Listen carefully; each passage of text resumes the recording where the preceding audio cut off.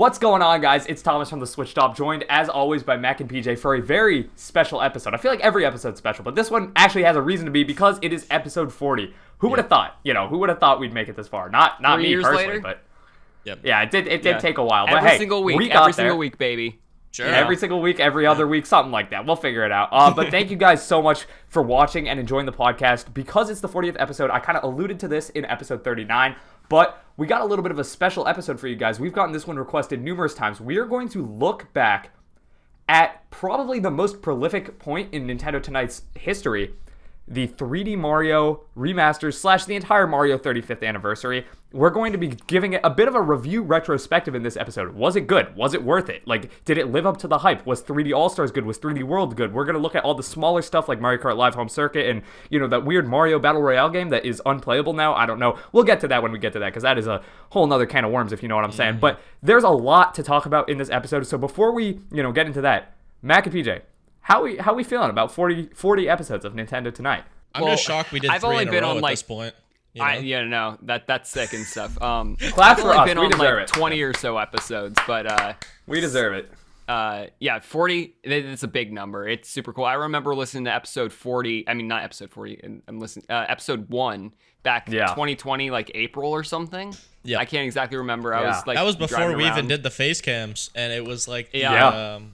I remember you guys were talking about like Ninja and Fortnite for some reason. If you go back to episode 1, really? I remember that. I haven't gone back. We've gone a long way. Yeah. No, it's inspirational. I mean, I just want to point this out. PJ's the only person who's actually been in 40 episodes of Nintendo Tonight. Yeah. Because there was one episode where I wasn't there. So Thank you so much. Huge claps. I mean, he's keeping it. PJ is the Nintendo Tonight king. He keeps it held down. He does all the audio editing and whatnot. So wouldn't be here without PJ. Thanks so much. Doing all the appreciate it. Bearing through the torturous interface of Sony Vegas to get you guys the podcast every week or every whenever. Come on, you got to switch Premiere Pro at some point. He's getting that's mobile. the New Year's resolution. I have a master plan. I'll sneak this in here real quick. I have a master plan to actually get PJ on Final Cut. I don't know how it's gonna work, but I have a plan. Like, I don't know if this will end up working, but like if you guys come down for PAX, which I'm assuming you will.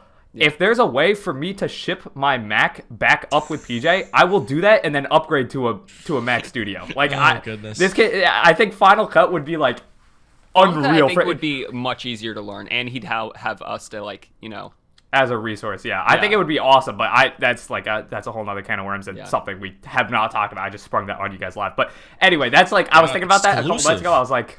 Exclusive. I was thinking about that. I was like, we gotta run it. But yeah, no.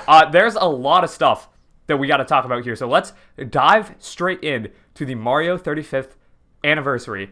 The main thing we got to talk about here, I mean, you can see it on the screen right now, Super Mario 3D All-Stars. So this was something that, I'm going to just keep it a stack. We probably overhyped just because it's so exciting. Like, we had never gotten these games re-released in a format like this ever. And the rumors were like sky high. We were covering all the rumors, giving a bunch of wish lists because this is like our bread and butter kind of like all of us, love 3D Mario games, and apparently you guys do too because the videos always performed, very, very well. We got a bunch of nice, they still perform well. Feedback. They do, True. Hey, there we go. So hopefully the podcast, hopefully you guys enjoy this episode. But I just want to start it off. We'll go around. PJ, you can start. Then Mac, you can go, and I'll round it out. Like when you think of 3D All Stars now. Oh, yeah, fair enough. Smallest to tallest.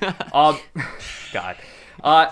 If you think of 3D All-Stars now, like, not necessarily if you had to give it a number 1 through 10, although you could do that if you wanted to, but, like, are you, like, happy with it, or is it just, like, whoa, something just fell in Mac's room. My blinds just broke and fell off my window. I'd show you now, but Let's go. My blinds are, like, the college dorm blinds are brutal. If you're fine, just leaving that. We've all had a piercing in sound at this point because Thomas has his roommates. I had the Christmas tree thing happen when we were. That was a wild. That was crazy too. That was so fun. And now Mac's blinds have fell, so we've all had one. So like, it all comes we all together got our for one. episode 40. Yeah, of course. Everyone's got to get their one. But yeah, anyway. Like we'll start. PJ, what when you think of 3D All Stars, what comes to mind? Like, just out of curiosity. Honestly, good memories because like when this game was like rumored and even announced, like it's probably the most enjoyable time I've had on Nintendo YouTube, other than, predicting Smash characters back when I was 14, 15, stuff like that. But you said maybe give it a number 1 to 10, and I'm just gonna do it anyway. I'm gonna give it a solid 8. And the reason I'm gonna give it an 8 is because all of these games are obviously amazing. Some people might disagree about Galaxy, or some people might not like the obscurity of Sunshine or whatever. But I mean, I love all of these games, and the main contention for it is Galaxy 2 was not there. And we know that was a huge complaint when this was around. It's like, where's Galaxy 2? How are you going to have all these games and there's no Galaxy 2? But rounded out, I think it was all good. I think it was a little annoying at the beginning how for some reason there was GameCube controller support for Smash Bros. Ultimate, yet there was no GameCube controller support for Super Mario Sunshine, which is a GameCube game. And it took them a month to put out an update. You're porting these old games over for full price to the Switch and everything. You can't even add controller support that you've already integrated into your system. I never understood that. But anyway, to come back around here, 64. I think the main complaint about that one is there was no backwards long jump. But I mean, they brought it to N64 Online, so that ended up being okay. And Galaxy, I think Galaxy actually gained the most from this, not graphically, but on playability wise. I think, the 3D All-Stars version of Galaxy 1 is the best way to play Galaxy. For some reason, 100%. I just really liked playing Galaxy on the Pro controller. I kind of disagree. Yeah? Really? You don't? You don't? I feel like it desyncs a lot when you're using the star bits. It doesn't you got to hit the the Splatoon but I like button how you to recenter the gyro. Yeah, I like how you can kind of reset the cursor though. It's just nice because I remember back on the Wii, it's the cursor would go everywhere and you have to shake your Wii remote like this. It's to get it back, But I mean, I just like that really spin jump is mapped to a button. That too. Oh my god, so good. that so saved the game for me. I think in that's my opinion, huge. at least. Yep. That may have been inspired from U Deluxe, I guess. Because when you were playing New Super Mario Bros. Wii. You had to shake, obviously, but on U Deluxe it was bound to a button, which I loved because I felt you could control Mario and obviously all the other characters a lot easier. So anyway, really liked it. Galaxy, I think it's the best way to play it. I love the Pro controller with this game, and overall great memories with these games, even if people are a little controversial on it. I'll let you guys go ahead. Yeah. I loved the time, just the memories from the games coming out. But the one thing that sticks to me is the changing of perspectives from each of these games. Going into it, I was most excited for Galaxy. I grew up with Galaxy, and when I played it, I don't know, I felt it didn't have that same spark or charm it had when I was a kid, and it was kind of disappointing. But what really showed up was 64 and Sunshine for me, because I played them a little bit on emulators, not gonna lie, emulators back in the day, and I wasn't super high on them. I know, a little risky. Nintendo come for me, but Jesus. Yeah, I wasn't super hyped for 64 going into it. I was excited for Sunshine because I think Sunshine's probably the best looking game in the pack. But true. Yeah. 64, I hated the camera. I hated, but going into it, once you actually get into the game and you learn how the mechanics work and everything, it's just such a fun game to just run around in and just it's just it switched, I think, my whole perspective on these three games. After All-Stars, I think 64 is my personal favorite. I think honestly Galaxy's probably still the best game, if I'm being honest. But hey, you can watch the head-to-head video to get some go ahead and do that. Yeah, deeper thoughts on that. Yeah, but the one I think I have the most fun in is 64 for sure. And Sunshine's a great game as well. So that's kind of my thoughts on the whole 3 All-Stars pack. Sunshine definitely looks the best. The only lag issue with Sunshine is that if you open the blue coin menu for a while there, I'm not sure if they fixed this, or I think they made it a bit better, but it's not fully fixed. But it has that same issue from the GameCube that when you would open the blue coin menu back in Delfino Plaza, the game would literally freeze for a good 3 seconds for it to load, which really makes no sense. But anyway, yeah, Sunshine definitely looks the best still, in my opinion. Yeah. No, I agree. The widescreen the widescreen like edition of Sunshine just really took that game to another level, especially like just bumping it up resolution wise too. The colors in that game, like on the GameCube, you notice them, but it's kind of like the upgrade from Wind Waker on the GameCube to Wind Waker HD on the Wii U. It was very, very eye-popping. The game is visually just a treat to look at on the Switch, regardless if you're playing handheld or TV. And I totally agree. I think Sunshine probably got the biggest boost. Yeah, it's like, I don't know. I think 3D All-Stars, probably, if I had to give it a number, I'll also hit it with an 8 out of 10. Definitely could have been more stuff added, but at the same time, like, you know, it's a celebration of those older games, and we see that with stuff like the original soundtrack, you know, all the soundtracks that were added in. There's a lot of stuff to love about these games, but of course, some of them, like specifically Sunshine, have weird little quirks. Like the blue coins there's no blue coin counter. Like there's just stuff that, like, if these games were made and released today, it would be would have been fixed. Yeah, they would not have these like weird problems. But with that being said, these games, like, if you look at, you know, 3D All-Stars for what it is, it's a compilation of the older games. It's not like they, you know, went in and fixed some things, which obviously they could have, and that would have probably bumped it up to a 10 in my opinion. But I think it was good. I overall, like, I just love having these games on Switch. I think Galaxy is... I'm a Galaxy fan, personally. I think Galaxy is so fun. And having 64 on here, like, you know, Super Mario 64, what else needs to be said? It's one of the greatest games of all time. So there's just so much that we want. You know, we want whenever we get these games that are so highly regarded, we want these games to, you know, get given the best possible treatment. And did they get that? Questionable, but they still are just like such good games in their own right that it's fine for me that they weren't like 100% boosted up to ultra, you know, omega awesome status, because they're just so fun in their own right. So I think it's great that we ended up getting these games, and the small little touches that we did get, like gyro on the on Galaxy, for me that's a undoubtedly a plus. I know Mac, I didn't know you didn't like it, but personally I tried to replay Galaxy 2 on the Wii, and like the fact that you're like, it's a relatively, you know, in-depth platformer, so you're like, you know, the controller's like your lifeline to Mario, but then at the same time you gotta shake the Wii remote that you're also pressing buttons on, and you gotta like point and press buttons. It's just so much easier in my opinion with the gyro. It just makes it kind of have a better experience, even if it does desync a little bit. And you know, I don't know, personally I just think it's one of those games where Galaxy, great game. Sunshine, great game. 64, great game. You put 3 great games in a pack, even if they're not necessarily made to be even better in too many regards, and you still just have a great game. Like, personally, I love it.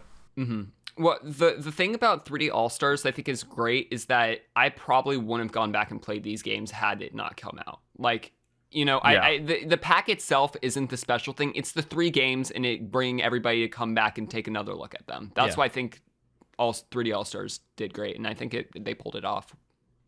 100%. I have to agree. It's like, it's, again, we had so many ideas, like, oh, what if they go back in and, you know, add multiplayer? What if they add costumes? What if they do this? What if they do that? What if, you know, there were so many additional things they could have done.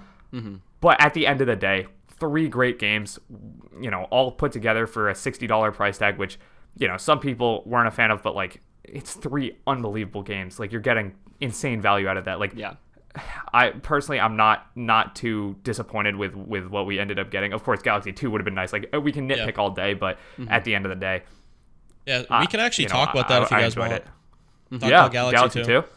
So obviously, it not being in the pack, do you guys see them eventually releasing Galaxy 2 in the same fashion that Galaxy was released in 3D All-Stars, but like Galaxy 2 is like a standalone for like full price in the future? I could see them maybe in the future doing like an HD remake of it or something with like Galaxy, like a Galaxy and Galaxy 2 like HD remake. I could see that, maybe not on the Switch, but, you know, like next console or whatever.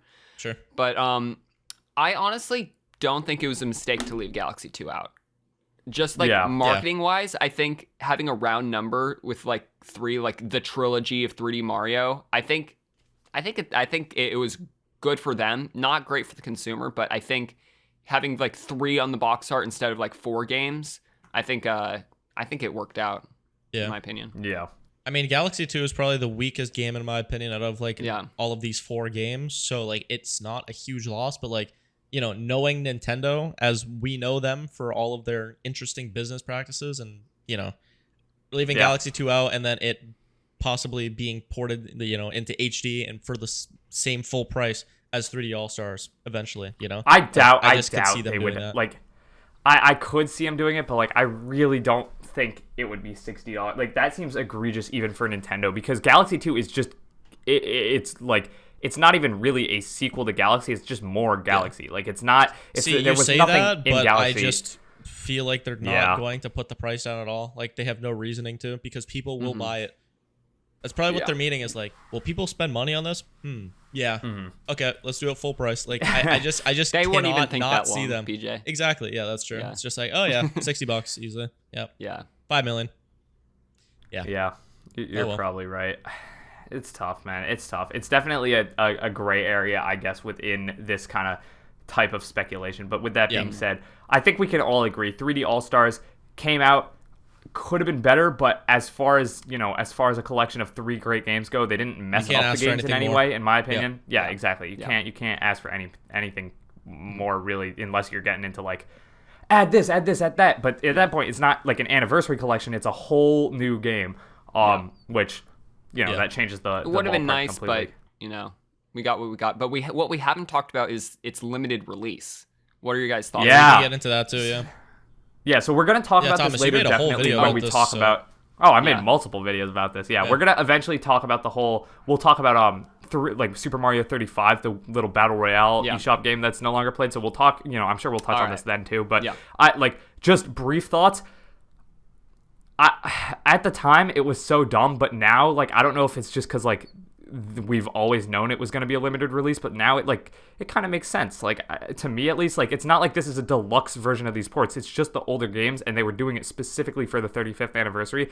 So it kind of makes sense that they took it off the eShop. Now, it's not one of those things where you can't buy it now. In fact, my sister just got a physical version of this game for Christmas because I literally got a text from my sister 2 weeks ago, and it's a picture of her with Galaxy on the Switch, and she just bought the game. I was like, yeah, how is this happening? Yeah. They made enough of the game to where you can still buy it. So it's not I don't know.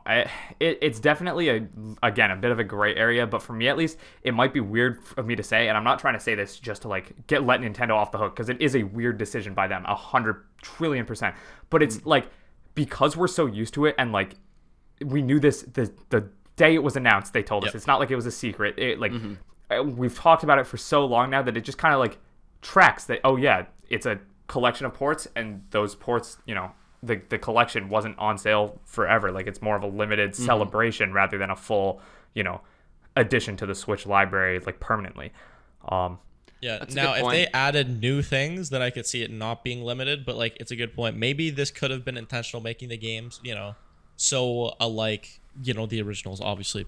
I mean, it's a remaster basically, but maybe that was intentional. Why put so much effort into a game that you're gonna take off the shelves in a few months? Yeah, and I mean, it actually probably boosted the sales of this game too. Knowing that it's limited release, because I know plenty of people that I was about to say that bought the game both. just to they bought physical and digital so they could have it in their collection as a collector's item. Or people buying a bunch 100%. Of the game, and those scalpers literally lost so much money because the game is selling for the exact same. So yeah, crazy. Those scalpers, screw those scalpers. By the way, that's brutal. I hate. Honestly, if you're scalping Nintendo games, you actually deserve everything coming to you. To be fair, because it's come on now. Yeah, what it's so dumb. It's so dumb. At least they're not as bad as you look at some of the Pokemon DS games. I mean, PJ, that we probably told this story before, but at PAX, PJ was trying to get, what was it, Black 2 or White 2, one of the two, and it's the only game I'm missing. $120. It was so expensive. Oh man. Hate to see that.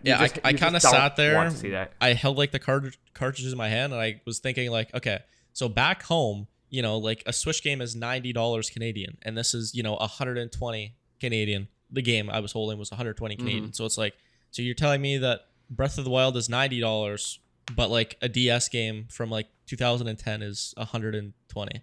I just I wanted it so bad, but it's just such a stupid You'll probably get more bang for your buck than you would with Scarlet and Violet though. True. That's a good point. No, Scarlet Violet's good. The performance just sucks. But anyway, that's a whole other episode. So yeah. All right. Yeah. Anyway. Yeah. Moving on. Anyways, Always what were we comes talking back. about? It always comes back to Pokemon. We were just Yes, talking it about does. the limited release, the whole like, that thing. It's something we've talked about endlessly, but as like looking back on it, because that's what this episode is, it's more of a retrospective. Mm-hmm. It's not as weird as it was when we first learned about it, and I can understand why they did it now. I mean, I understood even back then why they did it from a business perspective. Like, that's something we, made multiple videos about, talked about on the pods and whatnot, but it does make sense looking back on it why they did this.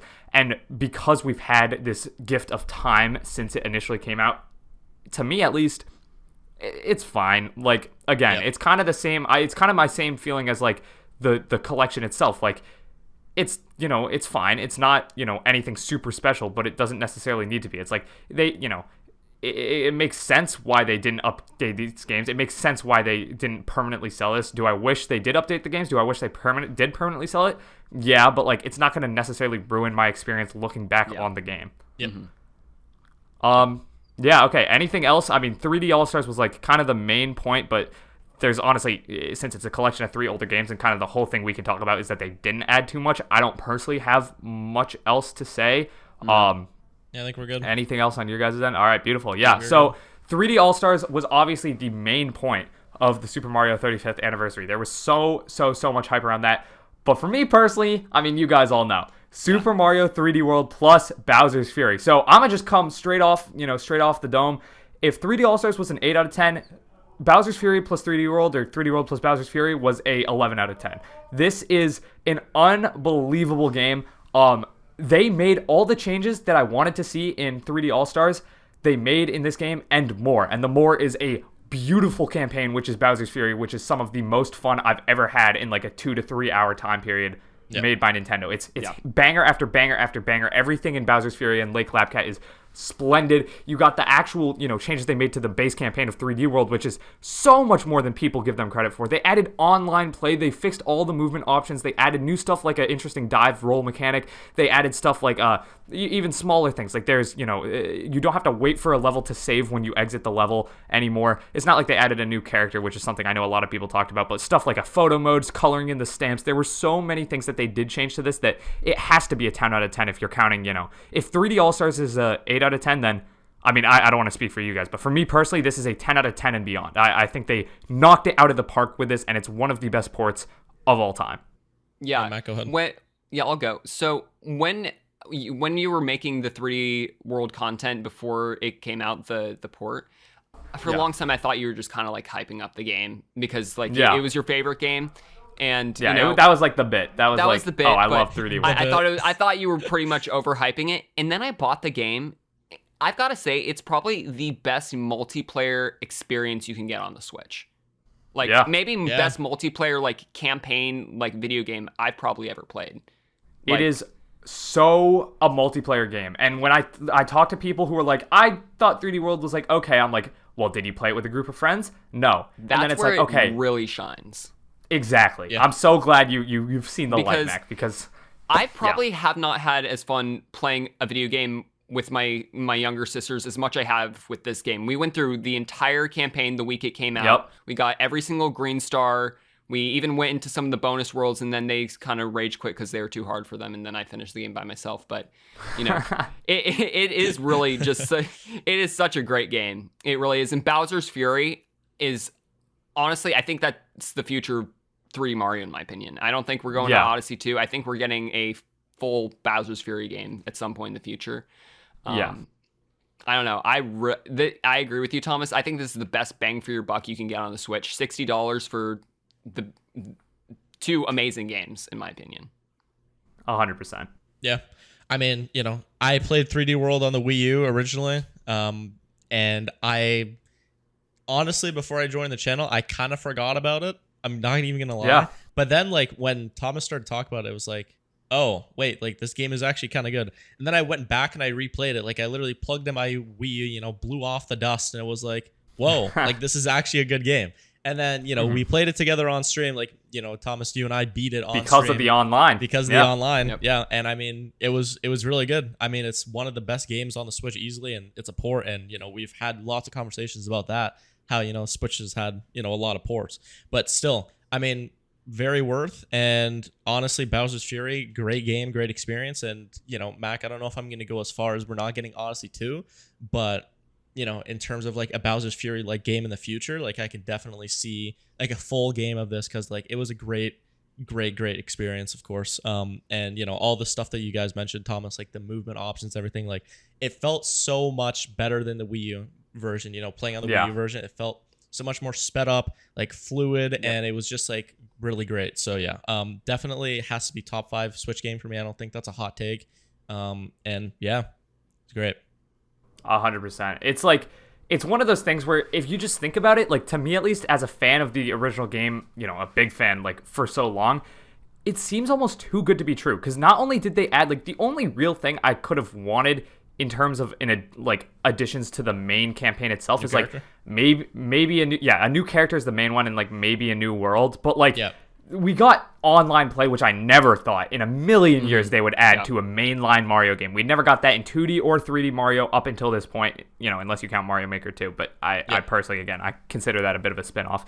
They're like, a main Nintendo crafted Mario game can now be played in its true form, which is with, other people through online. And it works decently well as long as, everyone has a solid internet connection. It's unbelievable. And if Bowser's Fury was not in this port, I would still probably say it's a 9 or a 10 out of 10. But the fact that they added in Bowser's Fury, which is like Bowser's Fury, they could probably sell Bowser's Fury alone on the eShop for $25, $30, and no one would bat an eye, because even though it's only like a 2-hour thing, it is such high quality from start to finish, and the replay value is insane. There's just so much fun stuff you can do in that, whether you're riding on Plessy, actually fighting Fury Bowser, going through, the final mega boss fight, which I'm not going to, say too much about it just in case somehow someone hasn't beaten the, 2-hour game yet a couple of years later. But there's like the final boss fight is so sick. The music is unbelievable. Every single little area is packed to the brim with different collectibles. The little cat shines, the cat shards that are in each area. Like there's the different little power-ups that you send Bowser Jr. to. Like Bowser's Fury as its own is a great game, and they added a great little like 3-hour additional experience to a game that was already amazing, that they ported and made better. Like it's just one of those things where it seems almost too good to be true, and I'm so happy that we ended up getting it in this form. It feels like retro Nintendo in a way, because it feels like for once like they made a game that was like pro consumer. You get a game with another like smaller game. It was so out of character. I loved it. Yeah. Plus all of the quality of life changes, like it's sped up, the dive mechanic, online multiplayer. I completely agree. I think 11 out of 10 I would rate this. Yeah. What about you, PJ? Any you want to put any numbers on it? Like I don't personally have any gripes with this game, besides like there's always the part of me that been like, adding Yoshi or Daisy would have been nice, but like that's almost too greedy when you look at what they did give us in a port. Like it's so good. Yeah, if this was Pokemon, I would definitely be a lot meaner. But I mean, it's just a 10. Like there's no complaints. Like, would I have liked to see like a new character like Daisy or something like that? Sure, because they did it, on U Deluxe, bringing in like a new character and stuff. But like, there's no complaints. Like it's literally a perfect game. Great, multiplayer experience. Like you guys said everything. Like I don't need to repeat it. Like it's just a great experience for the Switch for sure. With minimal lag. Beautiful. Shocking. Yeah, right? That's what I'm saying. It's inspirational. I mean, look at Nintendo. It man. really So is. Inspirational. It really is. Making stable video games. It's crazy. Game Freak. Yo. Yeah. It always comes back to Pokemon. Always comes back. It always comes back. It's one of those games where like it's just so good. I don't want to talk everyone's ear off for too long, because I've Lord knows I've done that enough, not just on this podcast but on the main Switched Up channel. But like, oh my goodness, everything about this game, it feels like it was tailor made for me. And then the port, it just sounds like Nintendo literally watched my videos, watched like me saying why I love 3D World so much, and we're like, okay, we're gonna crank it up to 11, we're gonna crank it up to 12, we're gonna like literally do every possible thing to make this game the best it can possibly be. And I don't feel wrong or incorrect in saying that Super Mario 3D World plus Bowser's Fury is the best 3D Mario you can get for $60. I think it's the best overall experience, because there's just like it's kind of weird to say, but there's a little something for everyone here. Like you got the more open stuff, you got the linear stuff, you got the multiplayer, you got some online in case you don't have friends willing to play with you right there. There's just so much replayability here. There's like all sorts of different platforming challenges. They made Mario's moveset a little bit more advanced for people who were, that was their main gripe with 3D World, was it was a little bit too simplified because they wanted to make it simple so that. And I remember hearing that when it first came out. Yeah, like that was a legitimate complaint. Yeah. Yeah, no, it was. That's one of the only complaints that people had, back then is, the moveset's a bit too restrictive for 3D Mario. And people wanted a sandbox Mario at the time, but we had just gotten Odyssey, so we were fine getting this. Like, there's so much about this game. Yeah, everything about this game was made better by the port itself. Because like the time it came out, we had already gotten Odyssey, so it's not like we needed another, sandbox thing. So when Nintendo did add an extra sandbox thing and made it even, a iteration upon Odyssey, what else is there to be said? It's a unbelievably great experience, and it's one that if you do not have this game and you're a fan of 3D Mario, what are you doing? Yeah. What are you doing? It's pure creative bliss. They're cooking nothing, and they should be cooking up an Amazon order of this game ASAP because it is so good. True. And the fact that like you can get this game on sale now when Nintendo does like their once in a blue moon sale, you can get this game. I've seen it as low as like $45, maybe even cheaper than that. That's a steal right there. That's honestly a crime. Like it's ludicrous. If like this is a game you should get. Like it should be a staple in every Switch owner's library, especially if you're a fan of Mario, especially if you're a fan of 3D Mario, and especially if you want to see where 3D Mario goes in the future. Purchase this game. Do yourself a favor. Play it with some friends. If you don't have friends, hop in a group chat, Discord server with other people who have it. Play it online. Like it is that game. It is so fun, and yeah, there's nothing else I can say. Like there's collectibles in every level, 4 collectibles in every level. Between the green stars and the stamps. The stamps actually take on a whole new mode because the snapshot mode, you can put the little stamps on the terrain itself, which is actually pretty neat. It's very, very, very small gripe. I kind of wish that the stamps stayed on the terrain after you exited snapshot mode because like you can see right here, that would be cute. They stay there, and then if you exit snapshot mode, they're gone, which obviously makes complete sense. I think it would be kind of funny if you could just like kind of graffiti like the levels themselves and then exit snapshot mode and like have them there, but that's like a non-complete. That takes off literally 0 points of the game. It's just like a weird thing that I thought would be kind of funny if they added in. But this is one of the best games of all time. I love it so much, and I'm gonna just keep praising this game until the cows come home. So we can move on unless you guys have anything else to say. Yeah, I actually have a question. I think we've said. Oh, what you got? No, I was just gonna ask. Like, do you guys see any sort of like 3D World style game, like being or returning to the Switch at some point in terms of like a sequel or a game like this, not like Bowser's Fury, but a game like 3D World or the Switch or future Nintendo or something like that? Do you think we'll revisit this game style ever? I think we will. I don't think it'll be for a while, if I'm being honest. I think what they should do is they should go on a cycle where it's like, okay, we've had Odyssey, then we did Bowser's Fury, and then we've just gave this, so maybe Odyssey 2, and then we do like 3D World 2, and you go on a cycle. But I think every Nintendo console should have a brand new 2D Mario on it. They should have a brand new linear 3D Mario that's similar to 3D World, and they should have a brand new 3D Mario that's similar to either Odyssey or Bowser's Fury, like the more open exploratory puzzle-based one. I don't know if I'll actually retract that and say I don't think we're gonna get a 3D World type game on Switch because we got this port. And the problem with like the ports from the Wii U is that like more people have played this game on the Switch than the Wii U, so it's a new game for most people. So I don't think they're gonna run it back on Switch, but like give it maybe not. I still hope that whatever Nintendo's next console has backwards compatibility. So I guess they don't really need to do one then either because 3D World will still be there. But like either Nintendo's next console or the next console, definitely I think they should return to this style. I'm not entirely sure if they will, but like my hope is that eventually they kind of run it back and just like make it even more creative if possible, because like 3D World to me feels like they kind of perfected that more linear style that they were kind of I guess teased with Galaxy, kind of honed in on in Galaxy 2. Definitely was the main focus of 3D Land, and then 3D World I think just like perfected it with the the port perfecting the perfection. So I think eventually they will, but for now I think they're kind of just letting people experience this game, and that's perfectly fine to me. Yeah. I agree. Awesome. Yeah, okay. So we've discussed 3D World. We've discussed 3D All-Stars, excuse me. But there was some other stuff that came out as a part of this Mario 35th anniversary, and we'll touch on it very briefly. Did either of you guys ever get Mario Kart Live Home Circuit or no? No, I actually wanted to, but I could never justify the $100 to, pull the trigger. Yeah.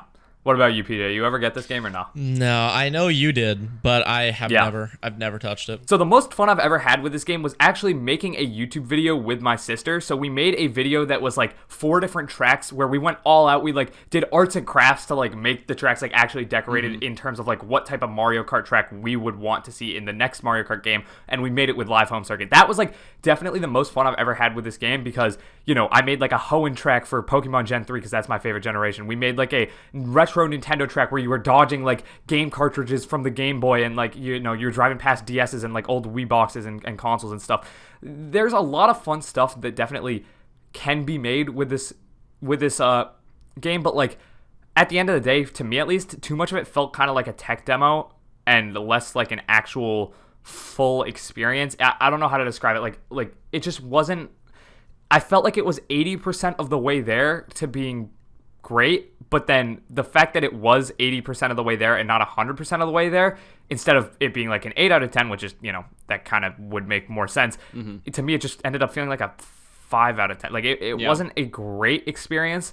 It was fine, but I also have not touched that game since maybe a month after I got it because it's just like I'd rather just, if I'm gonna play something on my own, I'm not gonna set up an entire course just to race a inferior version of Mario Kart because it's not as fun to play. Like you got to really enjoy setting stuff up, like setting up the courses in order to play it. And personally, to me, it's just like, I had my fun with it. I made a couple courses that I thought were really cool. Obviously, I had to clean them up because I can't just like leave random Mario Kart courses around my house. And now, like, I'm at college, like I'm gonna live in an apartment next year. Like, I'm not gonna have space for this. I don't even see myself ever playing this game again, which is like, not at all what you want for a Mario Kart game, which is supposed to be highly replayable. But I do like when Nintendo gets experimental like this. I do like this sort of idea. So I hope they don't like completely ditch this sort of creativity, but at least for me, I didn't think this game was anything too special. I think the game was a success in my opinion. Like I know like for us, obviously we're not going to spend too many hours in it, but it's limited by your creativity. And if I was like, I got it for Christmas as like an 8-year-old, I would be like the entire 2 weeks afterwards before school started, I would be, making arts and crafts. I think, I don't think it was really our demographic to, no, not at all. Not at all. Yeah. But I love how creative Nintendo got with this game. I just think it's a super neat idea, and I'm glad they at least tried it out for sure. Yeah. Definitely. And like, does anybody have the sales numbers for this off the top of their head? Because like, I think it did really sell over 1 million. I'm not here. Okay, I'll do a little bit of research if you guys want to talk for a bit. But I do know it sold over 1 million units, and it was $100. I don't know. Obviously, manufacturing cost is a lot higher. Than it doesn't cost much to develop like a Nintendo Switch cartridge and box art, but like making an AR cart that is a RC car with a camera on top of it, that obviously is more expensive. More development than like a normal game, I would assume. Yeah. I just couldn't personally pull the trigger. I think $100 was a bit too high of a price in my opinion for what you get. But I think it's a cool idea. I still would like to try it someday just to like mess around with it. But that's all I got. Wikipedia says it was a 1.27 million worldwide. I don't know how recently that's been updated, but do you think they made their money back with that? Oh, definitely. I think so. It was because think about it. Like, even if somehow they only it cost them $50 to make every single cart, that's still 50 times $1 million. Dollars worth of revenue. It didn't cost them that much. Like the software built into it, it's not like it was an insane. They definitely made their money back and then some. Yeah, I mean, this game also was sold out for a while from 8 Deluxe, so it's not like you can tell. Like literally, I go back in this video, like the item boxes, you can tell the place that you're in, the lab is just like obviously like a little black box overlaid. It's just that's a little different, but like I mean, we could do that. Like it's not anything insane. Visually, there's nothing super special here. Yeah, and like even and the there didn't need to be. page, There didn't need to be. Exactly. Yeah, it's a lot of reused assets from like 8 Deluxe, so it's not like a huge like development job on probably the software side. I can imagine just like exclusively for that. Like obviously, like the AR camera and all that stuff is that's different, but yeah, definitely not our demographic for sure. I mean, I didn't really think once about purchasing it just because, like, again, like Max said, like if I was 8 and I got this, I would be like insanely hyped and like I would spend like the weeks before going back to school, you know, doing all this and setting all this up. But like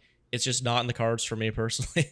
But yeah, I mean, a little overpriced probably, but I mean, you know, it hit the target audience and you know, solid still. 100%.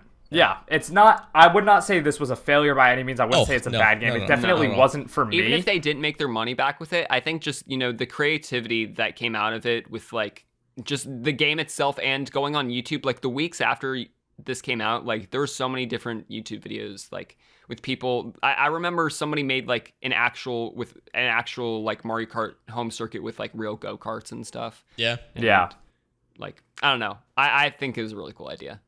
Yeah, no, 100%. I agree. It personally wasn't for me, but it was a cool idea. It was executed decently well. Yeah, I think overall it was great. And it also sold out a ton, which is super interesting. Like, a lot of people could not get this game at launch because they didn't have enough supply. So, it's funny. Arguably, it sold more than they thought. I still see it at my local Target, like, all the time. Just, like, completely... But maybe... Well, I just remember at the time it was hard to get this game. At the time it came out, in 2020, that Christmas, it was pretty difficult to get this game. But yeah, I don't know. I think it was good. There's not too many other games that I really think are worth talking about here.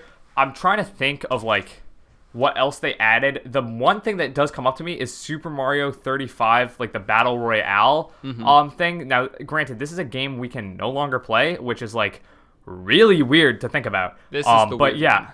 This is like the really weird one. This one to me is like definitely the low point of the entire anniversary, not because it's a bad game, but because it was so fun, but you couldn't play it. What makes me upset about it is that this idea came from like an online game where you could compete against like 99 or 100 Marios, and then Nintendo took down the site and then made this game, which is great. They took it down and made something of it and then got rid of it like a couple months later. And now you can't play it at all. You can't play the original version or the Nintendo version. It's just... Yeah, it sucks. It's just, you know... Name another company in gaming that's as scummy as that. I dare you to, because... Square Enix would probably do something like that.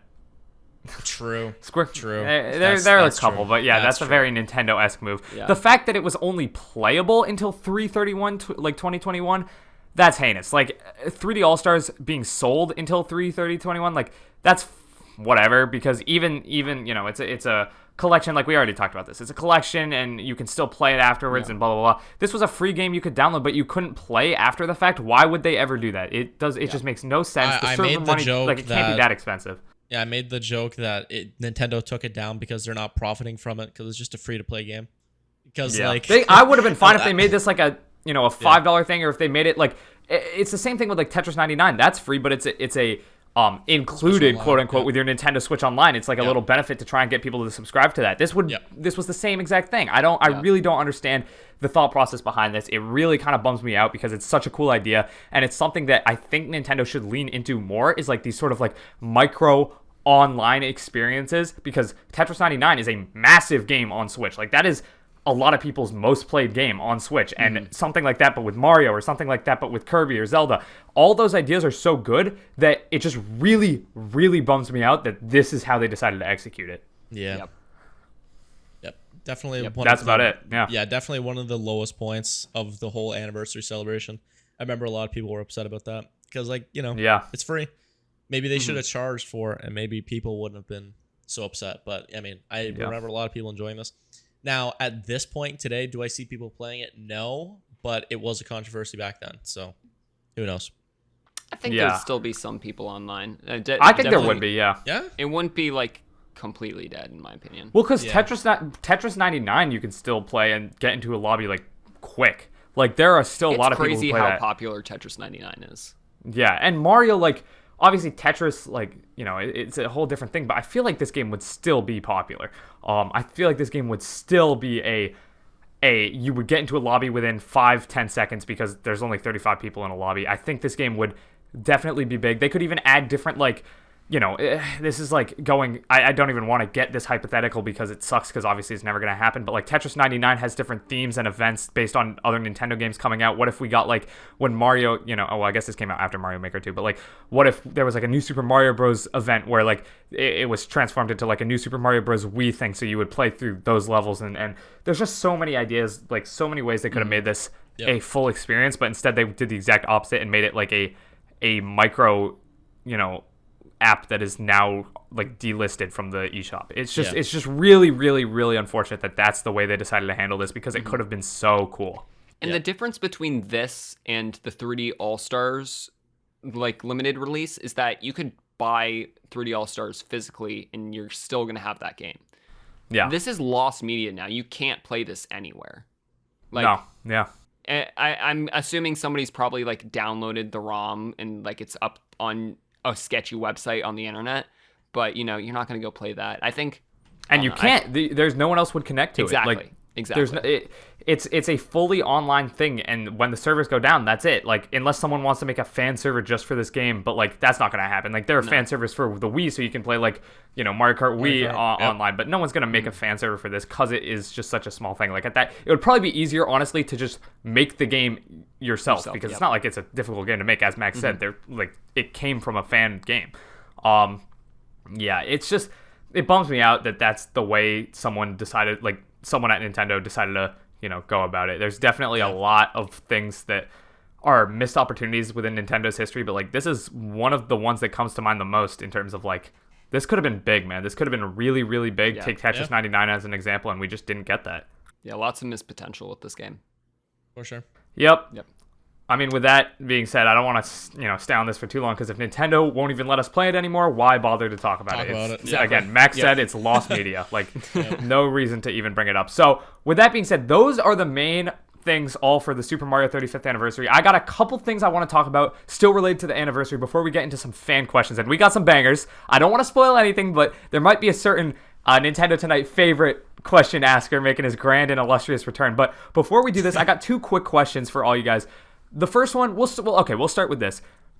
The entire 35th anniversary, you know, all the games we just talked about, and the entire like rollout, everything that came with it, the limited releases, the delistings, give it a ranking 1 out of 10. I'll let you guys formulate that. I can go first if you want because I kind of already got my ranking. I'm gonna give it a solid 7 because 3D World and 3D All-Stars were so good in my opinion. 3D World in particular. I mean, I'm not even gonna start that again because that's like 40 minutes more of me ranting. But I think they knocked it out of the park. But with that being said, that's just 2 games. That's not really an anniversary. I think Mario Kart Live Home Circuit was really cool. Didn't really feel like an anniversary thing, though. It just seemed like they just were making it, and it happened to come out around the same time. The only thing that really felt like an anniversary was this game, Super Mario 35, and it got delisted, and that just leaves such a sour taste in my mouth. So, like, as a whole, you know, I loved 3D World. I really enjoyed 3D All-Stars. But, like, as far as an anniversary goes, it's like, I'm going to give it a 7 because we got some great games out of it, but they also, like, could have done more. And that's not just me saying, like, oh, they could have done more, like, you know, because they can always do more. But they could have done literally nothing by just leaving this game up. And that would probably bump this up to an 8 or a 9. But the fact that they delisted it just makes it feel like, okay, what are we doing here? Like, it's just really, really annoying. Yep. Yeah, I think 7's the right number in my opinion. I think the anniversary, it was good. We got to look back at some of Nintendo's, you know, best games. You've got like basically almost all of the 3D Marios on the Switch except 3D Land and Galaxy 2. Yeah. Which is really cool. I think it's really cool. But the thing I think is missing is like the big Mario game. Like, you know, you got Bowser's Fury, which is a great addition to the Mario series, but it's like again a 2 or 3 hour adventure. There's no real like there was no 2D Mario game. There was no big, you know, there's no big Mario game. That's all I gotta say. I think it's a 7 out of 10. Yeah. Yeah.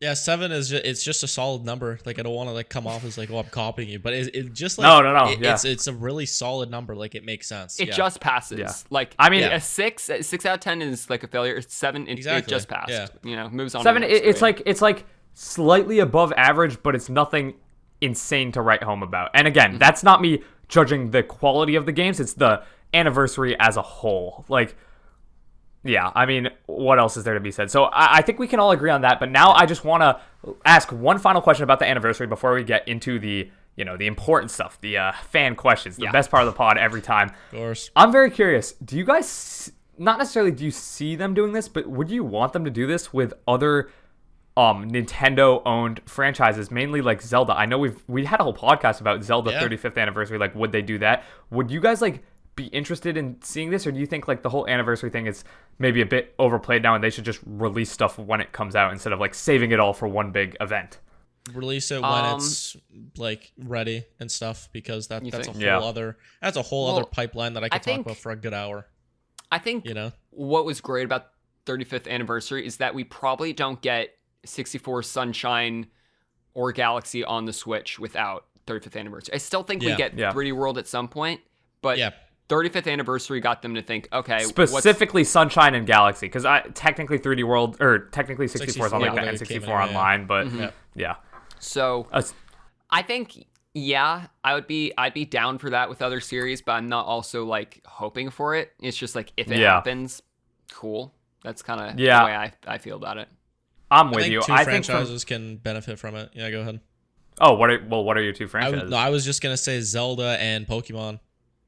Whenever their anniversaries come up, because like if Pokemon could like release a whole legacy collection of their games, that would be amazing, because that would be really cool, like Pokemon All-Stars. Yeah, because it's so difficult to replay the old games. Like, you want to play it on an authentic Nintendo console. If you're trying to get into it today, it's so difficult to like be able to play all of the games. Yeah. And not only that, but if you would also release the old games, you could also set up a functionality to where you could transfer Pokemon from, like the older games to Pokemon Home, and then bring them to, like the newer games like Scarlet and Violet. I got an idea. Sure. Virtual console. That too. That too. That would do it. You can do it. Yes, like I don't get it, but yeah. You can yeah. But the next, like, if a Pokemon anniversary like comes up, like the next time, whenever it's like applicable or whatever, like if you made like a legacy collection or something like that of like the old Game Boy games or like some of the old DS games, I think that would be really cool. And obviously like Zelda could too, like you have Twilight Princess, Wind Waker in a bundle or whatever. I mean, they're already HD on the Wii U, so why not? I think that's also a game we're eventually gonna get, is like that double pack, unrelated, but I mean, I think those franchises can benefit from it. So, we'll be interested. Yeah, I would say Zelda's probably the only one that comes to mind. Every franchise deserves it. Yeah. No, yeah, because even if they did, like, imagine they did a Metroid anniversary thing, and then they had like a new 2D Metroid, the Metroid Prime trilogy, and then fully announced 4 and said it was coming like later in the year. Like, that would be cool, but it's not like there's not really other other franchise. I feel like it'd be better franchise spreading it out. Exactly. That's what I'm about to say. There's so much, like, Mario is so much more mainstream to where like it's not like anyone's gonna really have an overdose of Mario, and I'm sure people in the comments are like getting mad at me for saying that, but like it's not like you can have an overdose of Mario. It's not like Nintendo from a business perspective could ever put out too many Mario games in succession, unless obviously they just went like hog wild with it, or did like the same thing over and over again, like how they released New Super Mario Bros. 2 and New Super Mario Bros. U in the same year. Like, that was an overdose. But like with the Mario anniversary, like, they didn't, give us too many Mario games. No one was complaining about too much stuff. But like, I could totally see people who aren't big Zelda fans or aren't big Metroid fans, like, just getting overwhelmed with how many games are coming out, not knowing which one to buy, and then not ending up getting any of them. Whereas that's not really going to be the case for Mario, because it's just so much more mainstream. Like, if you're going to get a Mario game or not. Like, it's not like you're on the fence about it as much as, if Metroid Prime Trilogy comes out, or, if they did something like somehow maybe a Star Fox thing. I don't even know if they would ever do that. Star Fox is like dead, but that's what that series is just in the hole. It's like so dumbed down, like nobody could even get it. But I agree with you too. I think Mario and Pokemon are really the only ones that can benefit from an anniversary, in my opinion, because I think Pokemon's up there with But yeah. All right, fan questions. 100%. Want to move on to those? Fan questions. Yes, yeah, Mac, please. you want to pull those up? Yeah, I got Do you. it. I got you. So we got Ethan Mastercrafter back. Our boy, the questions guy. There we go. It's a big question, so give me a second. I'll have to read it off. Okay. I can't believe we're 40 episodes in. I'd like to take a moment to reflect for a second. Okay, I feel like this question would be more fitting for episode 50 or 100, but so much has happened since the first episode, so my question to the three of you is a little more special. What was your favorite memory from Nintendo Tonight? His favorite was when you guys started using webcams for full expression. If you can't think of any of that, what do you love or hate about your friends on the podcast? We can do both. Yeah, I don't know. I don't know what we're gonna do for the second part, but okay. Favorite moment. Do you guys have a favorite moment? Because I got a couple that I can list off. My favorite. You want to moment go first, then, PJ? Or Mac? Yeah, you got it. I'll go. You take it. My favorite moment has got to be the podcast where we just talked about our time in Boston, where we go into PAX and then the Red Sox game, and then what was his name, Connor?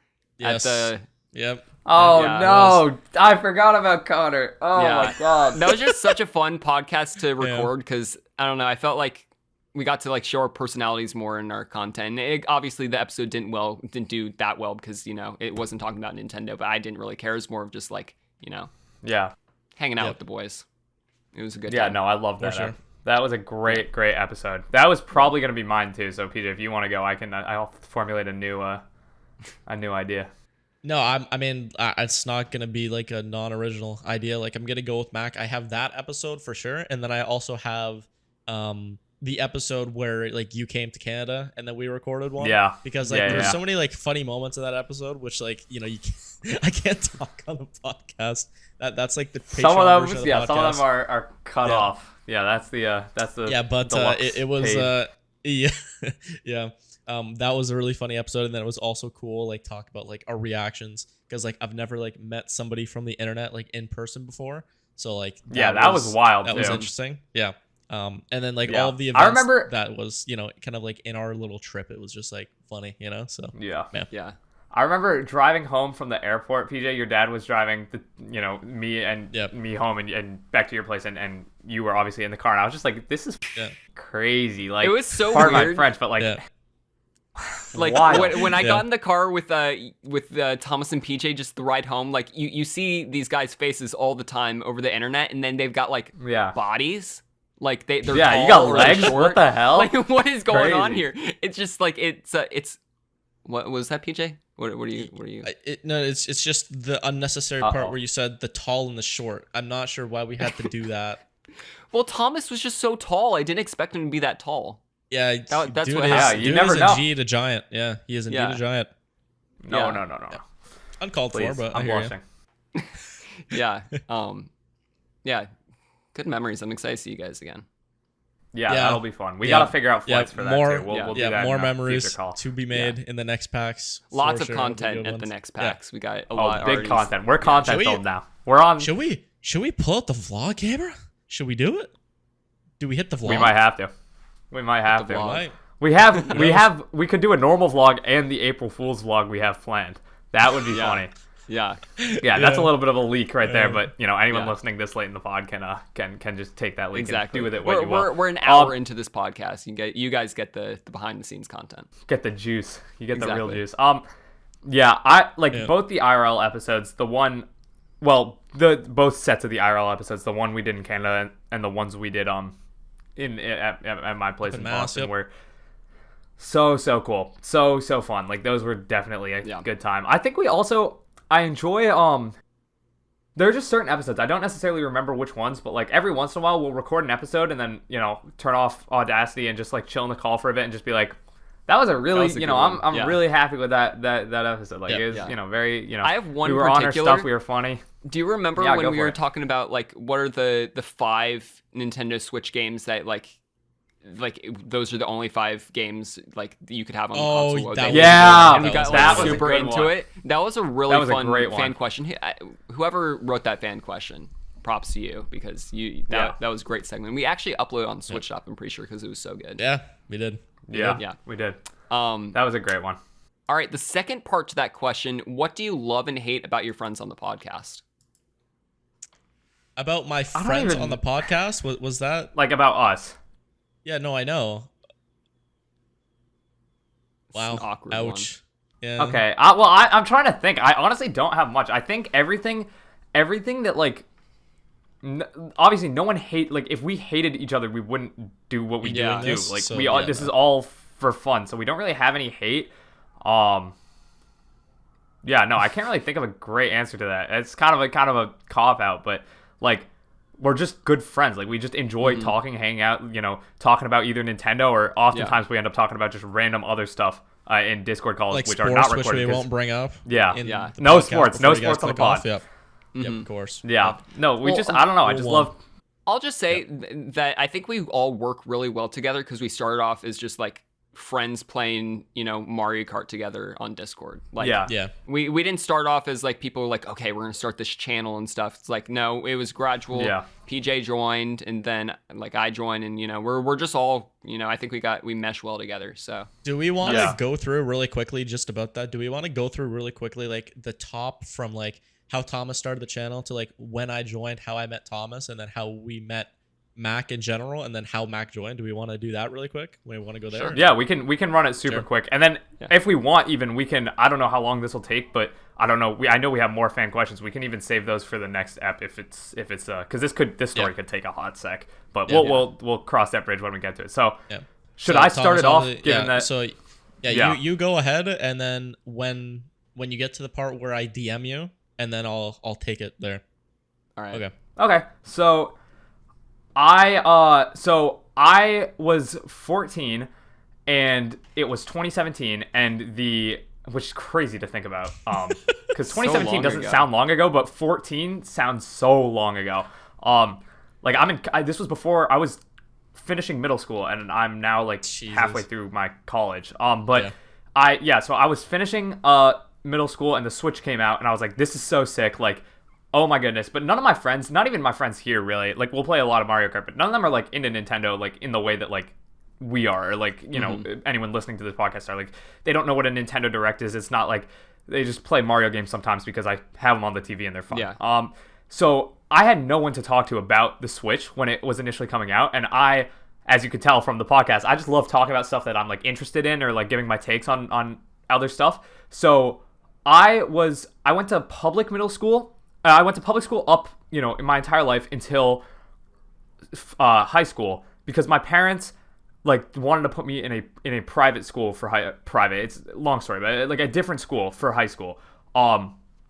And none of my friends, obviously, I didn't know a single kid there, because I was just like, it was so far removed from what I thought I was always assumed I was going to go to the public high school that's like 3 blocks away from my house with all my friends who I've known for my entire life, basically. So when my parents told me, yeah, you're not going to the public high school, I was like, bro, what? Like, I was pissed. I was, not having a good time. And then the one saving grace of that was my final summer where I was like, still quote unquote like a part of the like public school system when I had just graduated 8th grade. I was hanging out with my friends like every day because, I didn't know how often I was going to be able to hang out with them now that I was going to a different school. And I remember eventually, late August, the public school started up again, and I had 2 weeks worth of time before my new school started, where all my friends, everyone I had grown up with, all my best friends were at high school now, living like going to school, doing their thing, and I just was at home, lonely. I had nothing to do. I was just like, bro, this sucks. I was so bored. But because I was going to this new school, I had to get a laptop. Like every student had a laptop, so my parents got me a MacBook. It was like, good at the time. Crappy now, doesn't work. It's actually right down there. You have to plug it in. There's no battery in it anymore. It's like the battery's completely shot. But they got me a MacBook. Classic.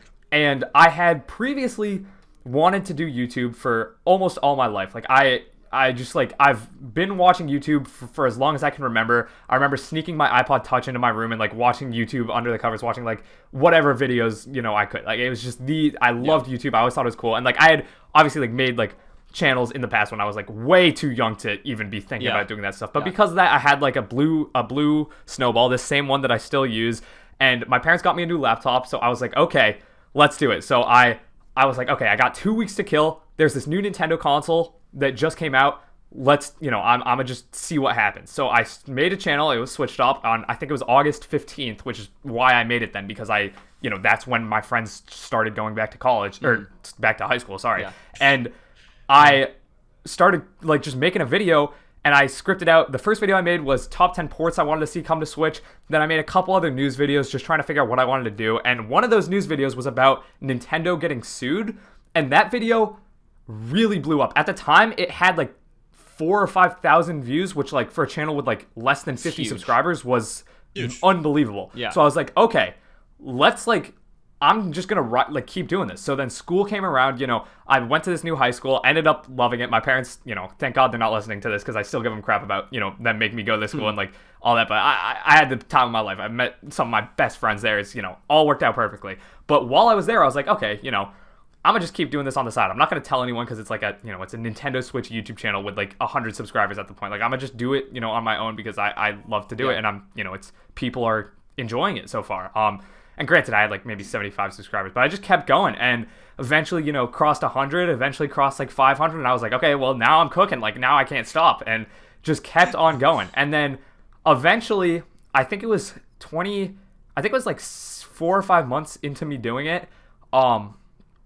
I obviously, when I made the channel, I made like a Twitter, a Discord, like all those accounts, and I never checked them because I was just so busy. I was starting a new high school. I was also trying to make videos. Like I just didn't have the time to do it. So I remember specifically being in at my grandparents' cabin in New York, and in the upstairs like loft area of that cabin, because it's a very small cabin just made for like skiing and whatnot, like so you can just have a place to stay.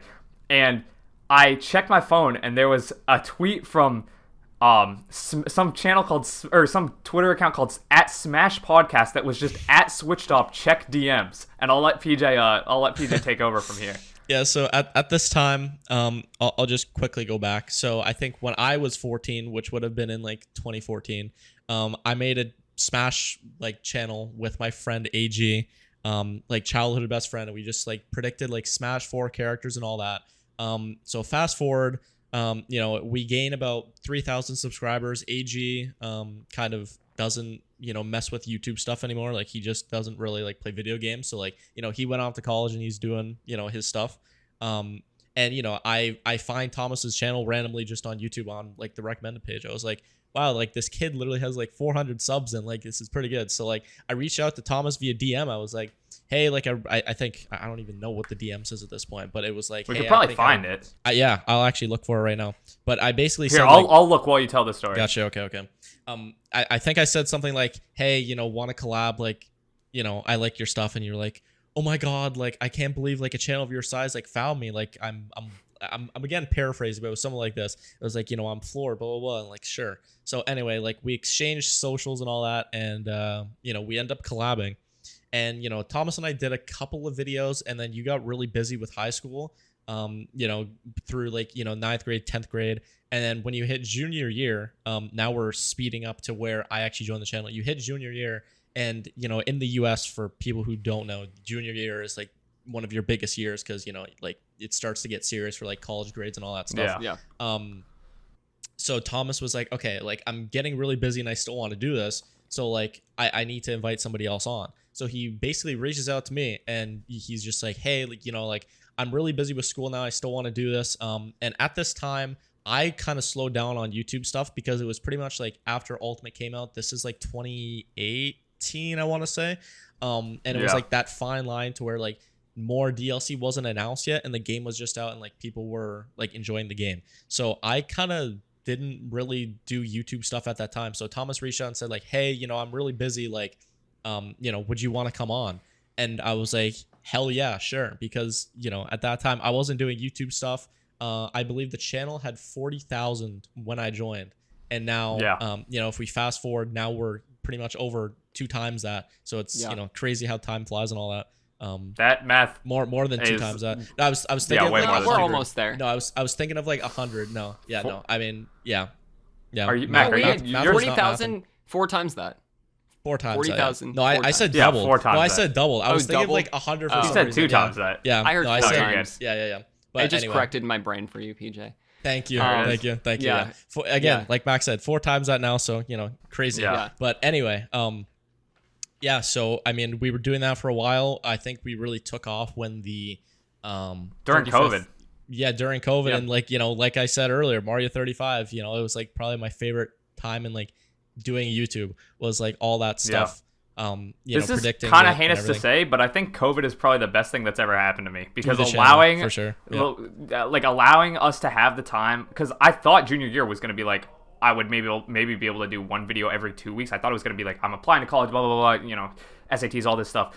And then COVID hit, and I was just like kind of just vibing, because like everything was so easy because it was COVID. Like, it's not like I was working as much as I thought. So, but I'd already brought PJ on in anticipation for it being a lot. And that's not something, I don't even know if I would have reached out if I knew that I wasn't going to be that busy. But reaching out was like adding more people to the channel was the best thing like literally ever could have done, because it's just we're just growing so much more as a result of that. Yeah. I also, PJ, if you want to, before we jump to the Max story, I sent you, it's in episode 40, if you want to pull that up, our initial DMs. That's the the first thing I ever sent. It's September 16th, 2017. I said, hey, what's up? Spelled with two Z's. I don't know what. Yeah. I was 14 at this point. I was 14. The channel was probably a month old, and I had 400 subs, I think. This is crazy. It actually is like a month, exactly a month old. August 15th and September 16th, 2017. Yeah. Yeah. So and, you can see, I'll just read this.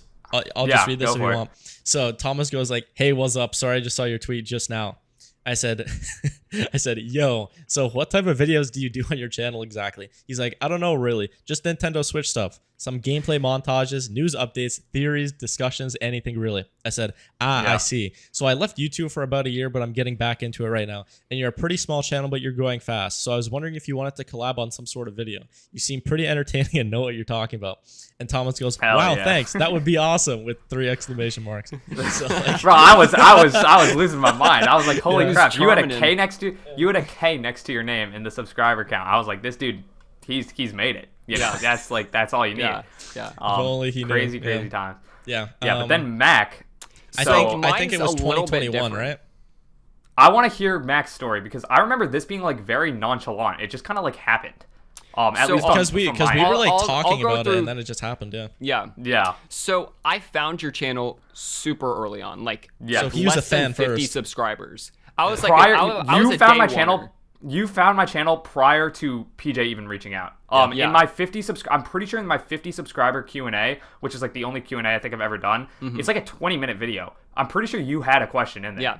I remember I found it from a like Luigi and Super Mario Odyssey video, and then that video got taken down or whatever. But anyways, there's something about like finding a YouTube channel that has like such great quality for like what I thought, but like a low subscriber count, because you're like, they're going somewhere. Like, you can tell.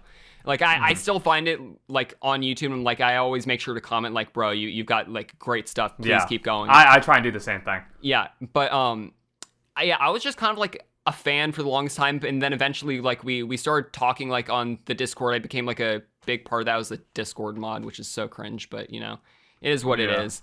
I never even checked the Discord, like not even now really, but like especially back then I was hands off. Which is probably not good, but I think it was 2020 when my senior year of high school, COVID hit, which sucks, because the last semester, last quarter of high school, is supposed to be like some of the most fun you ever have. And I just completely missed out on that, and I was kind of like super upset. And I go to LSU, one of my dream schools, and it's just kind of like it sucks because everything's shut down there. I'm like there, but I'm like stuck in my dorm room like the whole time because like COVID rules and stuff. And I just had a terrible time. And I'm back at like winter break, and I remember I'm playing Echo VR with you. Yep, I'm glad you remember. Yep, we were on our Oculus. On our Oculus, we were playing. Wow.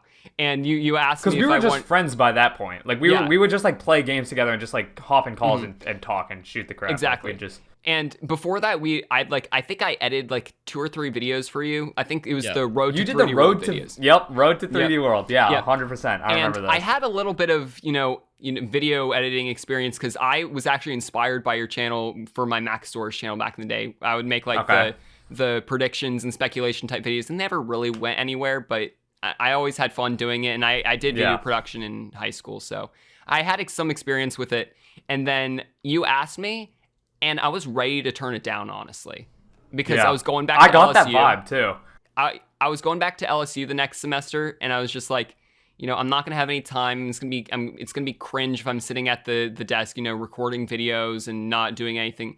And then I just thought about it. I was like, bro, he's asked me to join a YouTube channel with 100,000 subscribers. Like 14-year-old me would be like, what the f*** are you doing? I'm sorry, excuse my profanity, but I had to go through that. Write down the timestamp. I'm doing it, dude. Oh my god. But like, what is going on? And I was like, you know what? Screw it. I'm joining. I have to join. And I remember it was right after your guys' 3D World live stream. The day it came out, I was like, bro, I've got to join. Blah blah blah. And then I DM'd you on Discord, and then weeks later I joined, and it's been a fun road since. Yep. Yeah. I'm gonna try and find on. Yeah. I remember. Okay, so February it was February 13th, 2021. You said. At 12:38 a.m. You said, "Hey, Tom, stuff's going on at 12:38 a.m." You said, "Hey Thomas, I've thought about your offer about joining the channel, and I want to take you up on it. After today's stream, I think the future of the channel is really bright, and I'd like to help out. You got some pretty nice ideas for videos, and I'd also be willing to help with stream highlights if you were thinking about doing that, because that's when we were trying to stream. I think you, PJ, and I would make a sick trio, and I can't wait to see what your channel will do. Well, our channel, but yours at the time." I said, "Beautiful, man. That's awesome. I don't know where TF PJ has been all day, but I'm planning on calling him soon and figuring out when would be best to have you officially join and all that jazz. But super stoked you're down. I'll definitely let you know the plan ASAP." And then the next link that I sent, or the next message I sent you, is a link to the Switched Up admin server, which you were not the one you're currently in. We're in that was tonight, wild seeing the admin Discord server. You'd like. It's just, it's a weird feeling, like being a fan of something for so long, and then like, I don't know, I kind of snuck in, I guess, but. It's so interesting because we all have such different perspectives about it. Like I made the channel as like a, okay, let's just give this a shot, and then it just kept going, and it just like became such a part of who I am that I couldn't stop. PJ joined as in like we had, made some videos before in the past, and I was like, hey, like we've always talked about, like we're not going down this rabbit hole, but we had this whole idea for like Team Switch, which was like we can go down the rabbit hole. I'm down, but I hear you. Okay, well it was like a group. We were gonna have a bunch of content creators. It was gonna be me, PJ, on Smashcast. So this was before PJ was on the channel. It was Switched Up, Smashcast, which was PJ's old channel, and like some other ones. We were looking at like Cyroth. I think we brought it up to him maybe. Like it was just gonna be a collective where we would like all make our own videos, but then we'd also collab and then have a Team Switch channel where we'd do like either a podcast or like funny moments or stuff like that, and it would just be a way to like all kind of boost each other.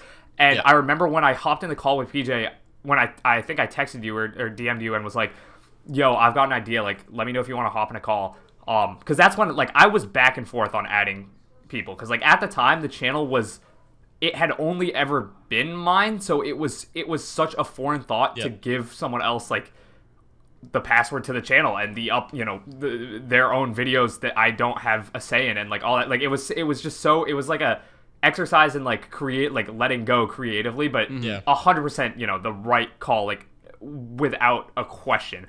And so I remember when I finally decided, I was like, okay, I'm gonna do this. Like the channel is bigger than me, and it should be reflected in the people who upload on it. I remember like the way I kind of, not convinced you, but the way I like pitched it to you was like, it's gonna be Team Switch, but just all on this one channel. Like we'll make videos where we talk together. We'll make videos where it's just me. You'll make videos where it's just you, and like we'll just all grow, but it'll all be on one channel, so it's not like it's just easier.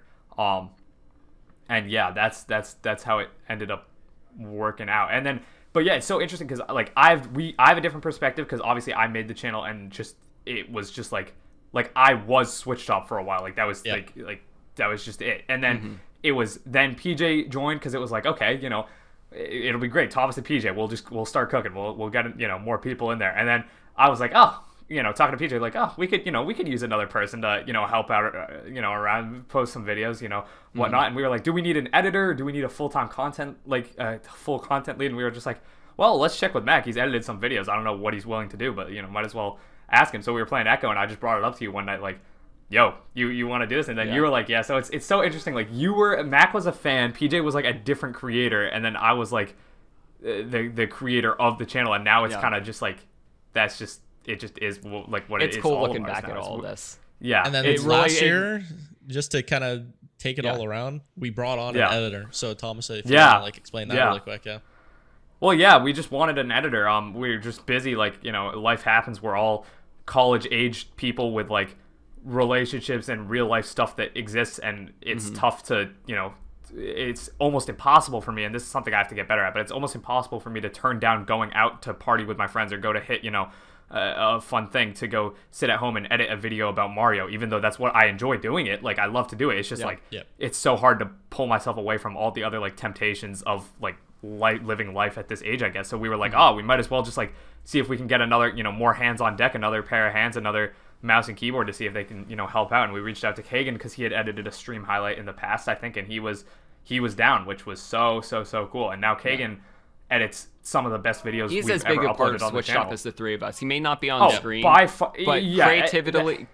creativity, just editing, just like he does so much for the channel as much as we do. Like, it's just it's great.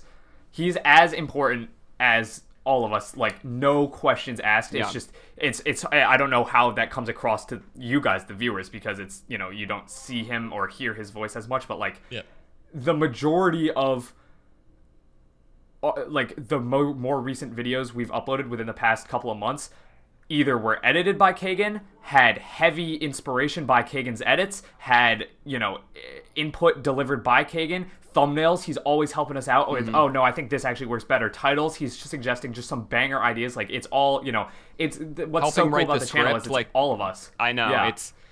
I think that's what's great about the content we make, because I feel like we just hold each other accountable, but like it's not like in a business way. It doesn't feel like a business, like hopping in a call with you guys, because we all started as friends, and same with Kagan. Like we were friends before he joined Switch Shop and stuff. And I think, I think once we get to the point where we add somebody on that like we doesn't have that prior background and relationship with us, then it'll like maybe feel different. But maybe we just keep, keep it as friends. I don't see a universe in which we add more people without knowing them prior. Like, I don't exactly. It sucks because like we've gotten emails. I don't know if I ever even told you guys about this, but like we've gotten emails or I've gotten Discord messages of people like, hey, if you ever need an editor, let me know. Like, here's my past stuff. And like I always say like, hey, we're not looking for anyone right now, and that's true because we never have been like actively looking for an editor, because even when we wanted Kagan, like it was Kagan or nothing. Like that was what we were saying.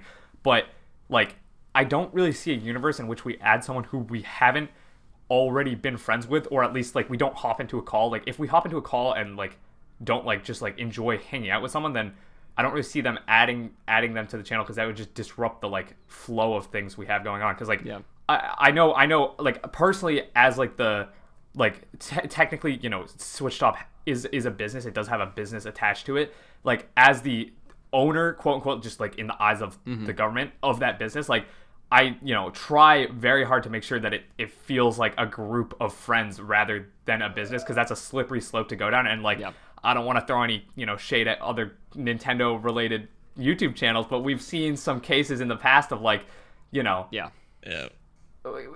name names, but and that's something that like obviously I can't speak for the two of you, but just judging based off the openness of our relationships and my trust that if anything ever was not going the way you guys want it, you'd let me know. That like I think we've done a really good job of that, as like riding the very tricky line that most people cannot ride, of operating a successful business with friends and maintaining that friendship relationship like on top of it, which is super cool.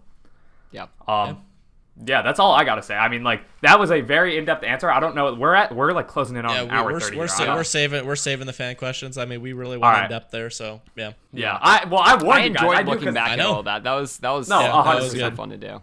100%. It's always good to look back. See where you come from and look at where we're going. Like, imagine a year from now we're at like 200, 300K, looking back, rewatching this episode of the podcast, this section of it, being like, oh wow, look at that. Like, we didn't even know we were going to add on X and X. Exactly. We didn't know we were going to have a full-time thumbnail design. Like, literally, because like the day we're recording it is like January 28th, and like last year it was like, obviously it's so long, so you don't know what really goes down. But like, yeah, it's so long ago, but it also feels like so like close. Recent, you know, I Time remember flies when you're having fun. I feel like we just left Exactly. PAX like a couple of months ago still, because I have like so many like, in-depth. And PAX is coming up in a couple of months. It is. It's crazy that like so much of our memories come just from like that one trip, and I feel like that's why I'm so excited for our next trip, because we're just gonna make so many more memories together. Yeah, 100%. Sure. No, it's gonna be fun. Gonna be fun. All right. I think we'll wrap it up there. I think there's probably 4 total people listening right now, but that was definitely something that I think was our hardcore viewers are gonna enjoy that. I think the people who did listen through that hopefully really enjoyed it, because that's like a very nice trip down memory lane that I don't think we've ever done publicly before. We have I'm not even sure we've done that like behind closed doors. No, no, not really. I know PJ and I have had a couple like convos similar to that, but nothing nothing that full walking everything back. But great stuff.